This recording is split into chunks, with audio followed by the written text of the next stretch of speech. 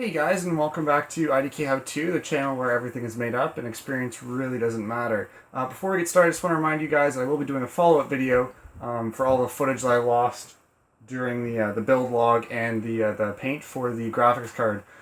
So stay subscribed and hit that like button if you want to see that. So today we're going to be looking at a couple of gaming headsets for the average user, and as always, the argument has turned back to consoles versus PCs.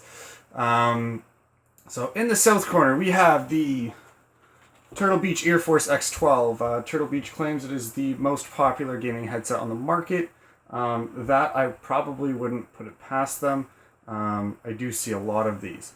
So it is specifically designed for the Xbox 360, right down to the color scheme. We'll, more on that later. In the north corner, we have the Razer Kraken 7.1, the Classic Edition. So it is blue, and we're going to be talking about that later. So by all accounts, a couple of badass peripherals, and especially that one if you're like me and you're already rocking a mythical creature on your desk. Starting with the Airforce X12, it doesn't exactly fire at the starting gate. There's nothing really super exceptional about this piece, nor anything detrimental to its design. With its 50mm neodymium drivers and frequency response of 20Hz to 20 kHz, every footstep is pretty much crisp and clear, with still enough power to rattle your cage when a big explosion takes place.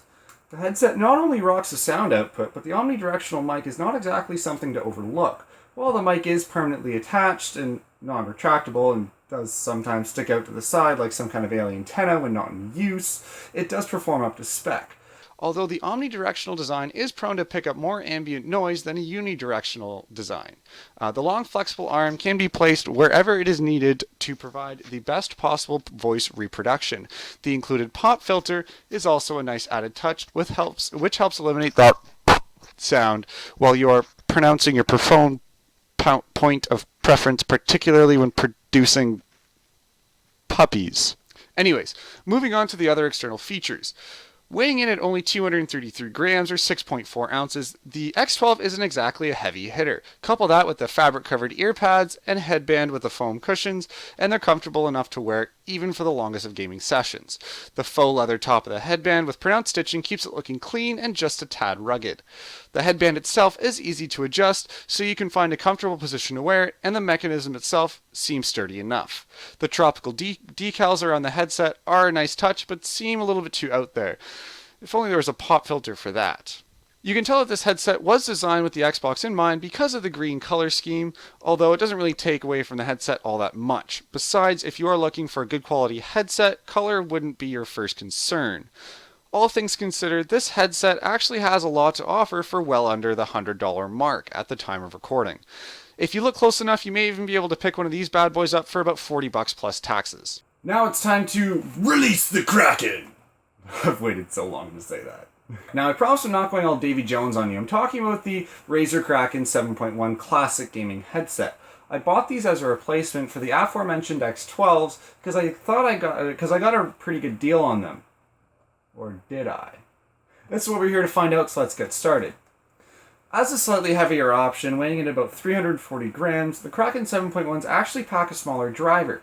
The 40mm neodymium drivers that are housed in the beautiful matte black shell actually produce quite the hefty bass. It does have the same frequency response as the X12s, so not much different there. Now the headset is lacking in inline audio control, but does make up for it elsewhere. Razer's Synapse 2.0 lets you customize your listening experience for any type of occasion, be it playing games, listening to music, or watching movies. This is something I find very appealing. When I play games, I like to be all about that bass. No treble. Because it produces bone-rattling explosions that really makes you feel like you're in the game. When I listen to music, I like to lay off on the bass to have a little bit more balanced listening experience. These are all options that you can set in Razer's Synapse 2.0 with their built-in equalizer. But wait, there's more. With Razer Synapse 2.0, you can actually take your preferences wherever you want. So open Synapse, sign in with your Razer account, and boom, there you go. All of your profiles are already saved and loaded. All I have to do is plug this bad boy in with its handy-dandy single USB cable, and voila, you're set to go. So one thing I do have to mention about the USB cable is it is much shorter than I would like. So unlike the 16-foot cable of the X12, perfect for gaming on your couch, but less ideal for being at your computer, it's only about 2 meters or so, or 6.56 feet, which means you got to be pretty close to your tower in order to reach. Or if you're like me with Razer's Black Widow Ultimate keyboard or another keyboard with USB pass-through, you can plug it into that. So sadly, the Kraken 7.1 does not carry an external microphone. That's because it's housed internally. How badass is that? So when you're not using it, just stow it away in the headset itself. None of this detachable nonsense where you might lose the mic, or that time that you look like a strange alien invader because something was sticking out the side of your head. Like, who does that? It's got an active frequency response range of about 100 Hz to 12 kHz and a signal-to-noise ratio of about 63 decibels. Whatever that means. So the big thing about this microphone is it is unidirectional. This means it is more sensitive to sounds that are in the direction that the mic is pointed, in the one direction, not the band.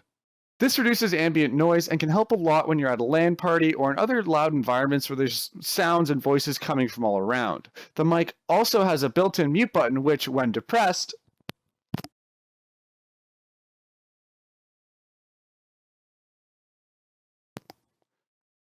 speaking of lights, the sides of the headsets do light up, but not the usual Razer green. This time it's blue.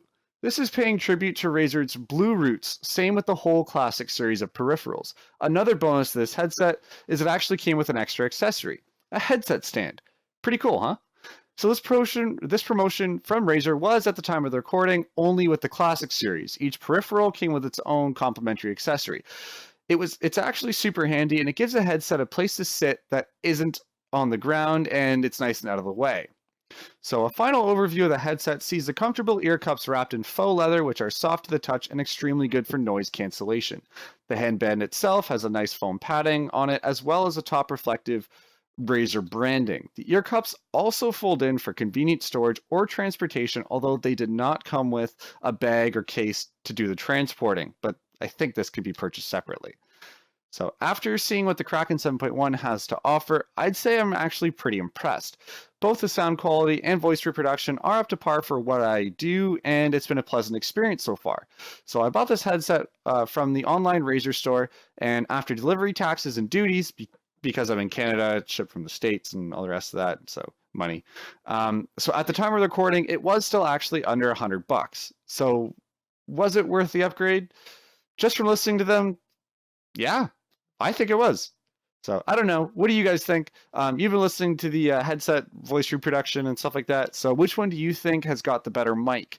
Better looks? Which one do you guys like better in general? Let me know in the comments below if I made a good choice with the Switch or not. So, all right, guys, if you think I did okay, then toss me that like. If you think that, well, I still suck, then I think you know what to do. Otherwise, if you have more mixed feelings or you have any other questions or comments, leave them in the comment section below and I will get back to you.